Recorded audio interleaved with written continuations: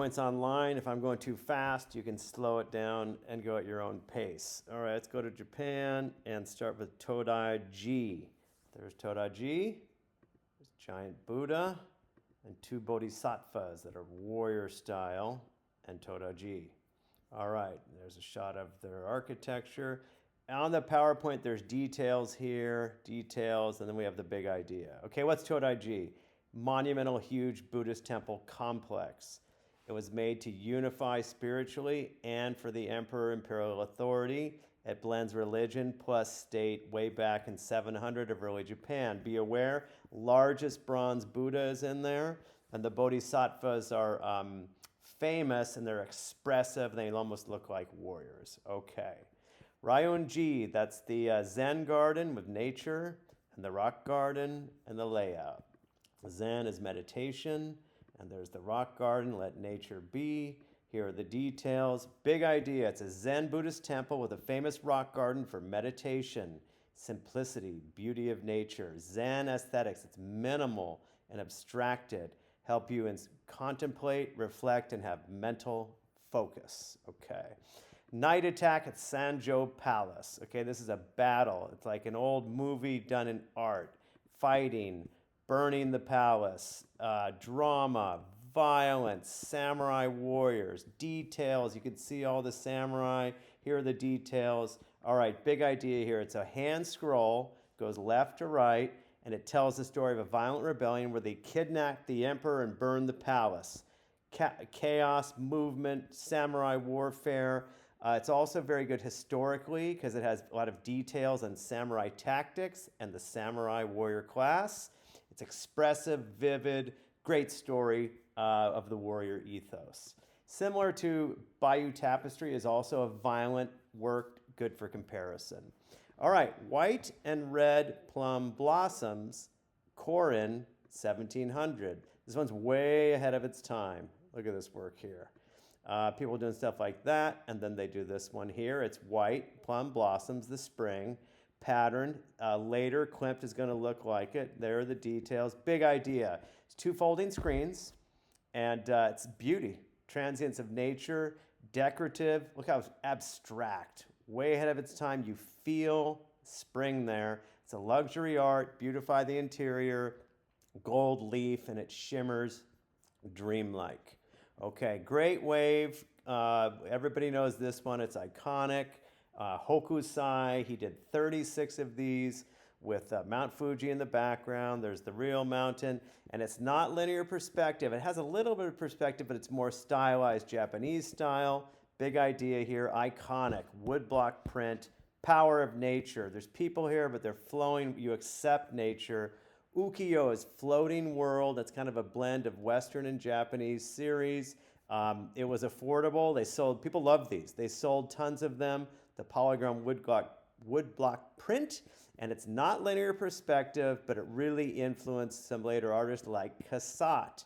Take a look at Cassatt right now. She's an artist in the 1890s, and her style is kind of Japanese. It's not linear perspective. It's flat, pretty, diagonal patterns. She captures a moment, kind of like the Impressionists, but with Japanese style. She loved the Japanese style, Cassatt. All right. Staying with contemporary Japan, Pure Land, Mariko Mori, remember her? It's a photo. She had a video called Nirvana, which you experience Buddhism. Mori's in there. Lotus Blossom. Dead Sea is purification and a new beginning. A Buddhist and Shinto, but with futuristic alien bodhisattvas.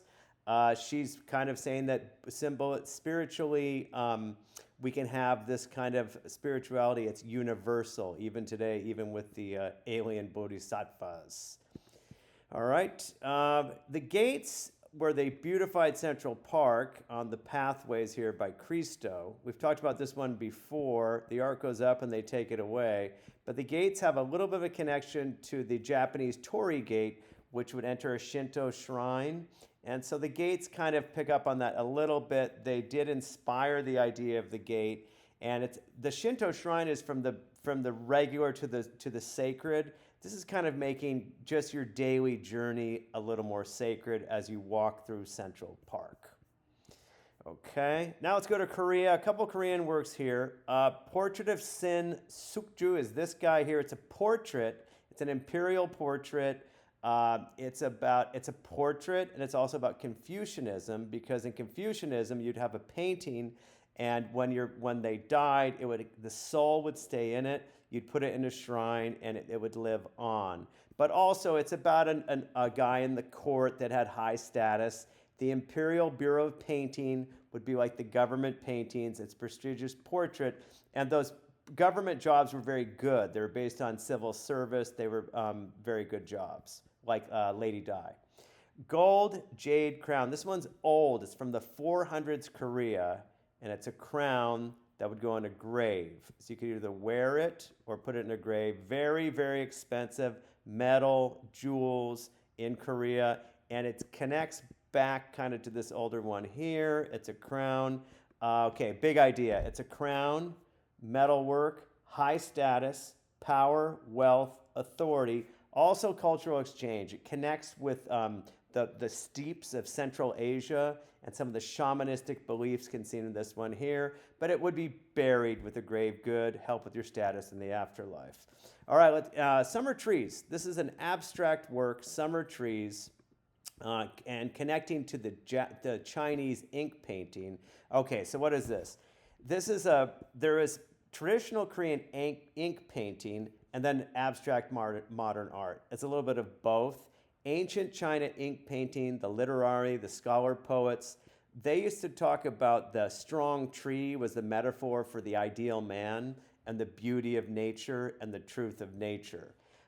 This is a Korean painting from the 1980s. Korea was having some political turmoil, so this was celebrating an ancient Korean tradition, also integrating modern abstract art, and the Chinese and the modern art are both abstracted, and summer trees could be referring to the past.